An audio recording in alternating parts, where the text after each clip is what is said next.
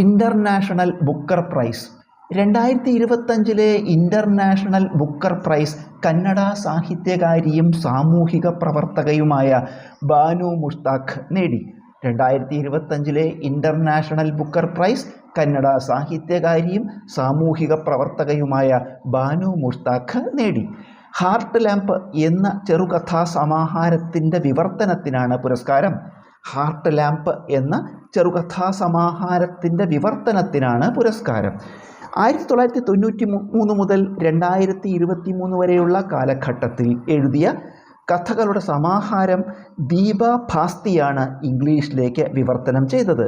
1993 മുതൽ 2023 വരെയുള്ള കാലഘട്ടത്തിൽ എഴുതിയ കഥകളുടെ സമാഹാരം ദീപ ഭാസ്തിയാണ് ഇംഗ്ലീഷിലേക്ക് വിവർത്തനം ചെയ്തത്. ദക്ഷിണേന്ത്യയിലെ മുസ്ലിം സമൂഹത്തിലെ സ്ത്രീകളുടെയും പെൺകുട്ടികളുടെയും ജീവിത സാഹചര്യങ്ങൾ പറയുന്ന കഥകളുടെ സമാഹാരമാണ് ഹാർട്ട് ലാമ്പ്. ദക്ഷിണേന്ത്യയിലെ മുസ്ലിം സമൂഹത്തിലെ സ്ത്രീകളുടെയും പെൺകുട്ടികളുടെയും ജീവിത സാഹചര്യങ്ങൾ പറയുന്ന കഥകളുടെ സമാഹാരമാണ് ഹാർട്ട് ലാമ്പ്. പുരസ്കാര തുകയായ 55 ലക്ഷം രൂപ രചയിതാവും വിവർത്തകയും പങ്കിടും.